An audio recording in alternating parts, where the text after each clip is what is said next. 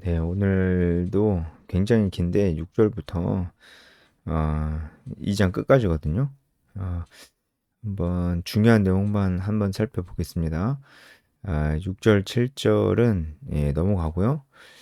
8절부터 지금 골로새 교회에 어떤 이단들이 들어와 있는지 좀 구체적으로 언급을 하면서 그래서 어떻게 해야 되는지에 대해서 좀 얘기를 합니다. 물론 이제 앞서서 어, 계속 얘기를 했었지만 조금 더 구체적으로 골로새 안에 들어와 있는 이단들 한번 살펴보면서 지금 우리에게도 그런 모습들이 있는가 또 살펴보면서 그럼 어떻게 해야 되는가?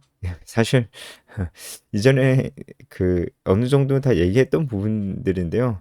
그래도 어쨌든 이 말씀에 그렇게 나와 있으니까 어, 이 말씀의 뜻들을 하나씩 살펴보면서 다시 한번 골로새 교회에 들어온 이단들에 대해서 좀 보겠습니다.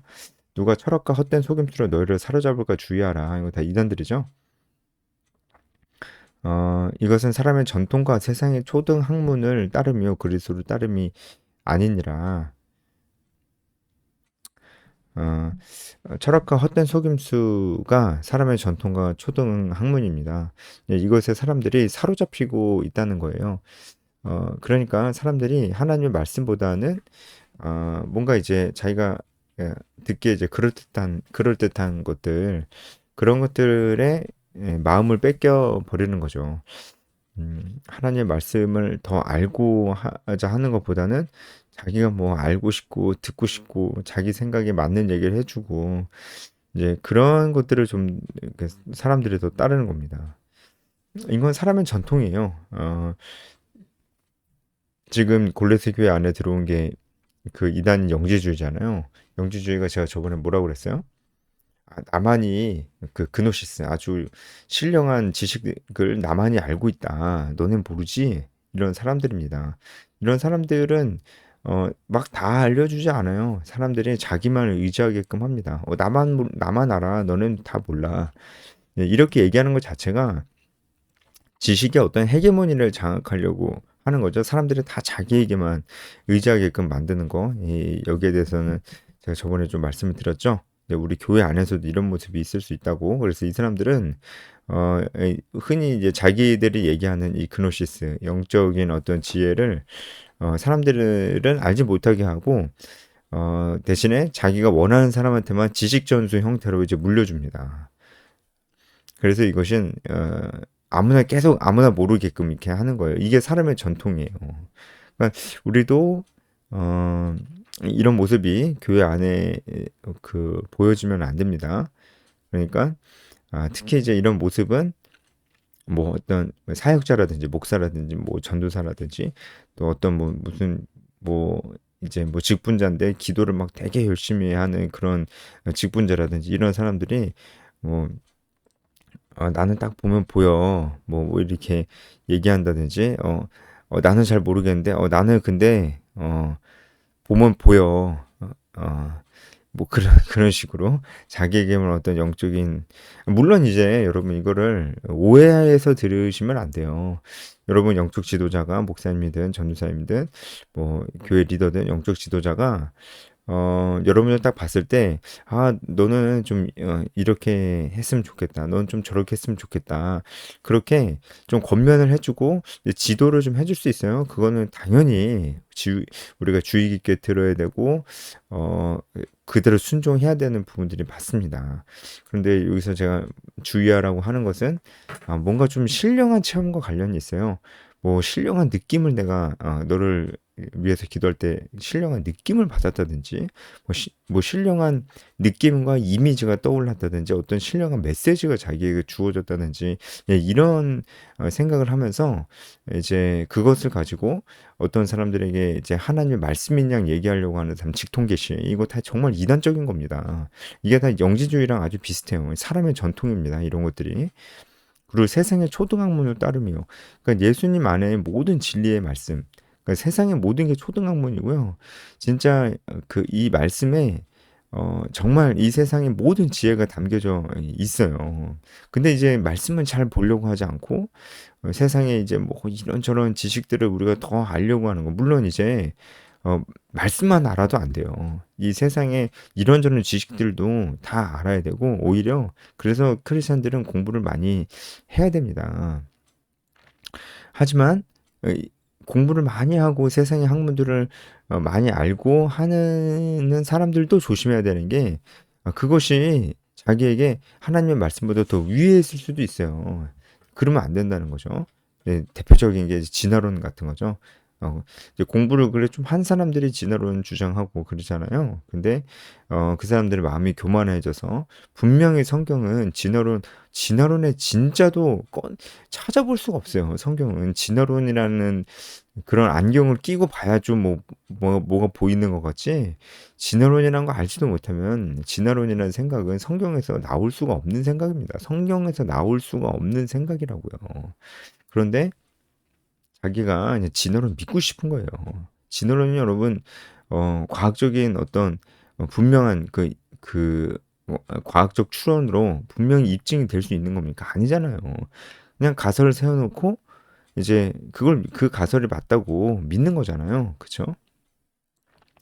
야, 어쨌든 이제 그렇게 됐을 때 세상의 초등학문 이것이 어떤 철학이든 과학이든 인문학이든 어, 그 그런 것들 다 초등학문인데 그런 것들을 더 하나님의 말씀보다 우위에 뒀을 때 그런 현상들이 생겨난다. 그 안에는 신성의 모든 충만은 육체로 거하신다. 이게 지금 예수님이 100% 하나님이시고 100% 인간이다라는 말씀을 하고 있는 거예요. 신성이 예수님 안에 계시고 예수님은 또 육체로 계신다. 두 가지를 다 얘기하잖아요. 예수님은 100% 하나님, 100% 인간이다. 그러니까 이것도 부정하는 이단들이 있었잖아요. 이거 저번에 말씀드렸어요. 영지주의 이단이 이것을 부인했습니다. 그래서 여러분들은 아시죠? 예수님은 50% 인간, 50% 하나님입니까? 아니죠. 100% 인간, 100% 하나님. 여러분 이 진리만 잘 알고 있어도 우리가 심각한 이단에 빠지는 거 방지해 줄 수 있습니다.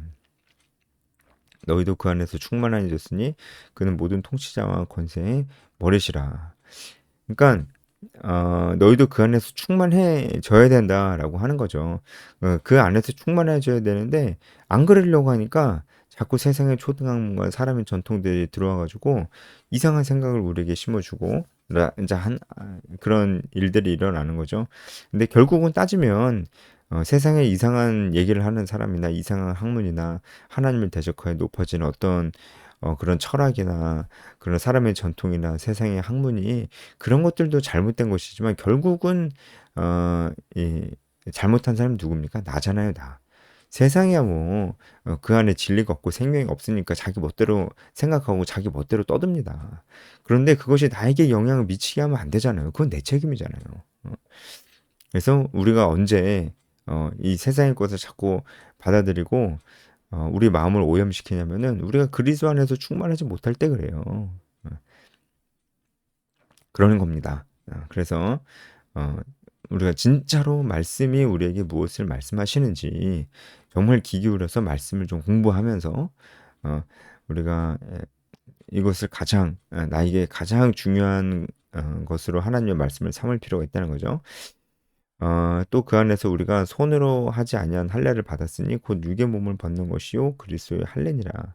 이거는 골로새 교회 안에 들어온 유대 율법주의자들 향해서 하는 얘기죠. 그러니까 지금 뭐 골로새 안에 들어와 있는 이단들이 다 진짜 온갖 종합 선물 세트 짬뽕인들이에요. 그죠? 율법주의 들어와 있고 영지주의 들어와 있다고 볼 테지만 천사 숭배주의 들어와 있고 금욕주의 들어와 있습니다. 음, 뭐 천사 숭배주의는 영지주의랑도 관련이 돼 있고 또 금욕주의랑도 다 관련이 됐어요. 영지주의에서 다 나온 거긴 하거든요. 근데 어쨌든 이렇게 막 영지주의, 율법주의, 천사 숭배주의 그리고 금욕주의 이런 것들이 다 들어와 있는데 지금 11절은 율법주의에 대한 거죠. 이들은 할례를 받아야 구원을 얻을 수 있다고 얘기를 하니까 진짜 할례가 무엇인지 어떤 의미가 있는지 얘기를 하고 있는 겁니다. 근데 가장 중요한 것은 12절에 하나님의 역사를 믿음으로 말미암아 그 안에서 함께 일으키심을 받았느니라. 그러니까 믿음으로 구원을 받는다는 것에 대해서 분명히 얘기합니다. 쭉쭉 넘어갈게요. 13절 넘어가고 14절 보면 우리를 거스르고 불리하게 하는 법조문으로 쓴 증서를 지우시고 어, 이 당시에 어, 채무나 노예와 관련된 그런 법률적 계약을 할 때 채무자나 노예가 직접 기록해서 자필 증서를 만들었다고 합니다. 이게 바로 그 법조문이죠, 법조문. 그러니까 내가 갚아야 될 빚이 있다. 나는 누구누구의 노예다. 야, 이걸 쓰는 순간 진짜 그냥 완전 노예가 되어 버리는 거잖아요. 그런데 그 증서를 제하여 버리고 없애버렸다. 십자가로 말미암아 그렇게 했다는 것이 이제 우리가 죄에 대해서 완전히 해방되게 되었다라는 것이죠. 통치자들과 권세들을 무력하여 드러내어 구경거리로 삼으시고 했는데요. 여기서 통치자들과 권세를 무력화했다라는 것은요. 어, 이 통치자들과 권세자들의 옷을 완전히 벗겨버리셨다 이렇게 얘기하는 건데 이들 통치자들과 권세들은 악한 세력이라고 보면 됩니다. 어, 이게 천사 중에서도 악한 천사를 가리키고 있는 것입니다. 이 통치자들과 권세들이 천사로 쓰였던 적이 있었잖아요. 아마 1장에서 그랬던 것 같은데. 근데 여기는 이제 문맥상 악한 천사입니다. 악한 천사. 악한 천사들이, 그러니까 악한 영이 완전히 무력화됐다는 거예요. 예수님께서 이 땅에 오시고 이제 죽으시고 부활 승천하실 때 악한 세력은 완전히 무력화됐습니다. 완전 패배했어요. 이것도 제가 뭐 많이 말씀드렸었는데 지금 우리가 살고 있는 이 시대는 악한 영이 완전히 패배했습니다. 활동을 합니다. 그럼에도 불구하고 완전히 패배했습니다. 그들은 우리를 어떻게 할 수가 없어요. 우리를 괴롭힐 수 있지만 그들은 우리를 완전히 넘어뜨릴 수 없어요. 우리가 진짜 우리 안에 확고한 믿음이 있다면은 이 믿음을 바꿔놓을 수 없다고요. 대신에 우리가 죄를 지을 때, 중요한 건 우리가 죄를 지을 때죠. 우리 마음속으로, 생각으로 우리가 죄를 지을 때 그 틈을 타고 들어와서 우리 생각을 더 증폭시킨다든지, 그런 안 좋은 생각들을 증폭시킨다든지, 유혹을 한다든지, 그럴 수는 있습니다. 그럴 수는 있지만, 어쨌든, 이 완전히 다 망하고 완전히, 패해버린 이 악한 세력이, 어, 우리 안에 들어오지 못하게 얼마든지 할 수 있다는 거예요. 우리가 죄를 짓지 않고 마음과 생각을 지키는 것이 그래서 중요한 것입니다. 그래서 자꾸 사탄 마귀랑 자꾸 싸우는 게 무슨 의미가 있는지를 잘 생각해 봐야 돼요. 그러니까 나사렛 예수 이름으로 일어나 걸으라 이런 말씀은 이런 말씀을 지금도 막 하면서 치유를 막 하려고 하는 게 도대체 그게 무슨 의미가 있는지를 생각해 봐야 돼요. 신약 성경에서 나사렛 예수 그리스도 이름으로 안진병을 일으키는 그런 일들은 표적입니다. 표적. 표적이라는 것은 사인이잖아요. 그냥 미라클이 아니라고요. 그것은 그 자체에 메시지가 담겨져 있는 것입니다. 무슨 메시지였습니까? 왜 나사렛 예수 이름으로 치유했고 그 기적이 일어났습니까? 그 현상 자체가 담고 있는 메시지가 뭐였어요? 신약 성경에 그 현상 자체가 담고자 하는 메시지가 뭐였어요? 이제 예수 그리스도를 믿음으로 말미암아 누구든지 구원 얻을 수가 있게 되었고, 그리고 예수님으로 인하여서 이제 이 죄의 세력이 완전히 괴멸되었다라는 것을 보여주는 거잖아요. 병이라는 것은 죄와 함께 들어온 결과물인데 이제 믿음으로 말미암아 이 죄가 완전히 사함받게 되었다는 것을 보여주기 위해서 믿는 자들, 병든 자들 중에 믿는 자들이 그 믿음만으로 병이 고쳐지는 거예요. 이것은 죄 사함을 받을 수 있다는 것에 대한 것을 나타내 주기 위한 표적입니다. 지금은 이런 거 보여줄 필요가 없어요. 왜냐하면 완성된 하나님의 말씀이 있기 때문에 보여줄 필요가 없습니다. 근데 여전히 지금도 나사렛 예수 이름으로 자꾸 병을 고치려고 하는 사람들, 물론 그런 일이 일어날 수도 있습니다. 하지만 거의 일어나지 않는 것이 정상입니다. 하나님은 그렇게 신비한 것을 우리한테 자꾸 보여주시면서 우리와 교제하길 원하지 않으세요. 그리고 일단은 신학적으로 근본적으로 지금도 나사렛 예수 이름으로 누군가를 자꾸 치료하려고 하는 것이 그거 자체가 좀 웃긴 겁니다. 왜 신약 성경에 표적으로서 그런 일들이 일어나고 있는지를 잘 모르고 그것만 하나님의 능력인 줄 알고 자꾸 그렇게만 외치고 있는 것이 그 나사렛 예수 이름으로 귀신 떠나가라 이런 거 다 똑같은 거예요. 귀신 쫓아내는 것도 성경에 많이 있잖아요. 성경에 많이 있는데 그것도 표적입니다. 왜냐면은 예수님의 이 땅에 오심과 그 죽으심과 부활하심 승천하심으로 말미암아 방금 얘기했듯이 악한 세력이 완전히 괴멸됐잖아요. 완전히 괴멸됐다는 것을 보여주기 위한 표적으로서 이 복음서와 사도행전에 예수님과 사도들이 귀신을 내어쫓는 일들이 있는 거예요. 이제 아, 예수님 믿음으로 말미암아 이런 사탄 마귀 세력들 완전히 괴멸됐다. 이들의 세력들 완전히 괴멸됐다. 이런 얘기를 이런 메시지를 담고 있는 건데 지금은 그럴 필요가 없어요. 하나님의 말씀이 우리에게 주어졌기 때문에. 네, 그러니까 자꾸 이제 뭐그 성경대로 하는 게 아니죠. 그 뭐 성경대로 한다 그러면서 나사렛 예수 이름으로 막 자꾸 고치려고 그러고 나사렛 예수 이름으로 물리치려고 귀신 자꾸 나가라고 그러고 성경대로 한다고 그러는 건데 그 성경을 오히려 성경을 너무 몰라서 그렇게 하는 겁니다. 귀신을 내쫓을 그런 용기와 노력으로 자기 자신이나 잘 돌아보면 돼요. 제가 뭐 비꼬면서 하는 얘기가 아니고 우리 죄와 싸워야 됩니다. 우리 죄와.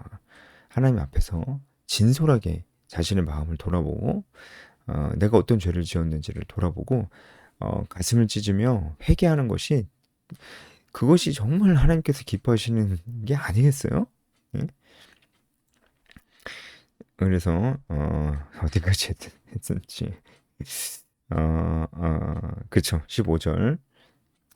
16절 보면은 먹고 마시는 것과 절기 그리고 초하루는 안식일을 이유로 누구든지 너희를 비판하지 못하게 하라. 그러니까 이것은 여러분 딱 감이 오시죠? 율법주의자들, 율법주의 이단에 대한 것입니다. 그들은 이제 먹고 마시는 것도 아무나 먹고 마시면 안 되고, 그죠? 구분되어 있는 것만 먹고 마셔야 되고, 그리고 이런 뭐 절기, 초하루, 안식일 이런 것도 다 지켜야 된다는 거예요. 그래야 구원받을 수 있다 이렇게 얘기를 하는 거예요. 예. 그러면 안 되죠. 다 자유로워야 됩니다. 그래서 자유롭게 했을 때 너희를 비판하지 못하게 해라. 어, 이것들은 장래의 일의 그림자이나 몸은 그리스도 것이니라. 아무도 꾸며낸 겸손과 천사 숭배를 이유로 너희를 정죄하지 못하게 해라. 이거는 이제 천사 숭배 이단에 대한 얘기예요.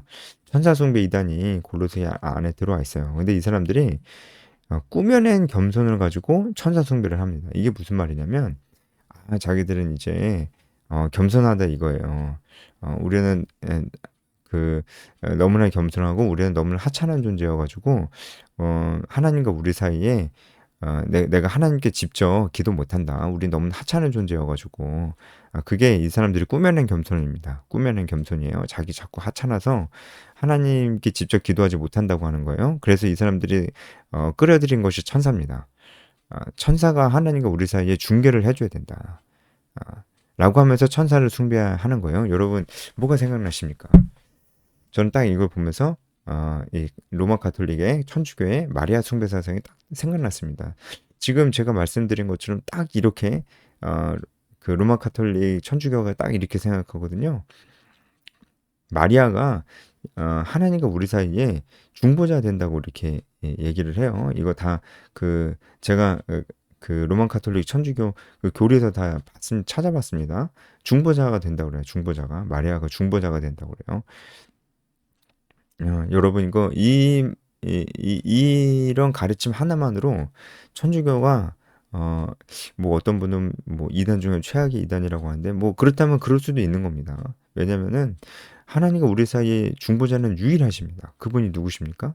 예수 그리스도예요. 예수 그리스도 이외에 우리 중보자가 없어요. 근데 마리아는 사람입니까? 하나님입니까?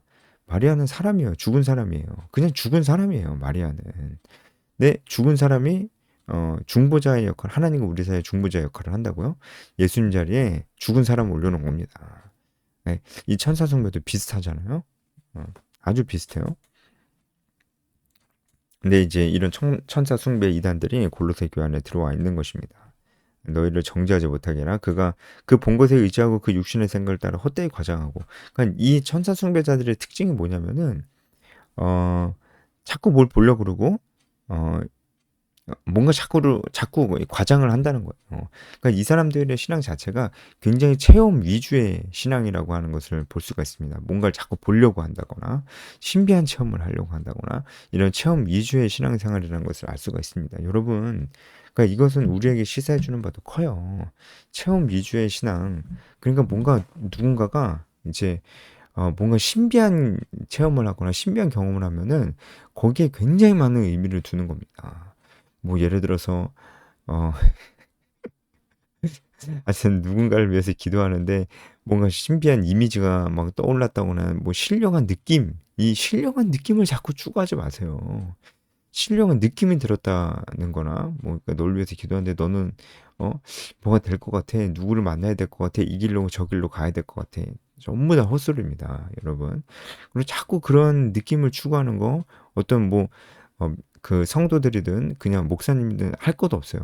다 이 어리석은 생각입니다.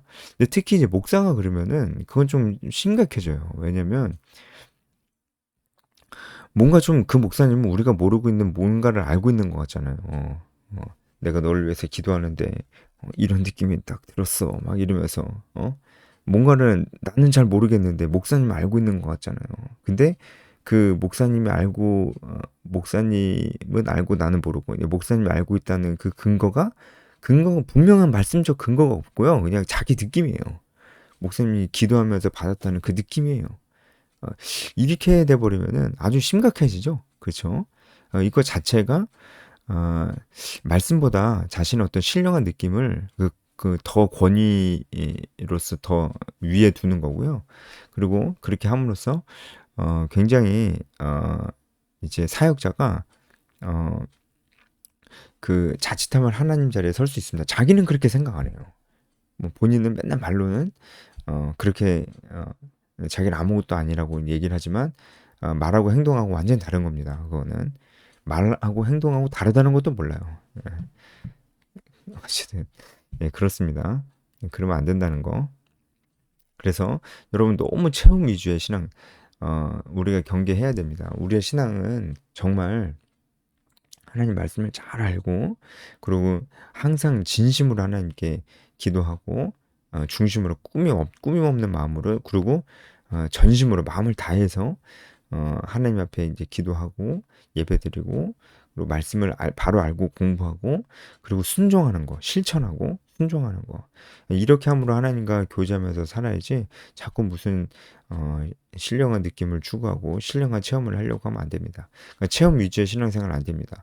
자꾸 눈물을 흘리려고 그러고 자꾸 어떤 그런 이제 감정적인 자극을 자꾸 받으려고 하는 신앙생활도 그것도 체험적인 신앙생활, 체험 위주의 신앙생활이에요. 천사 숭배했던 사람들처럼.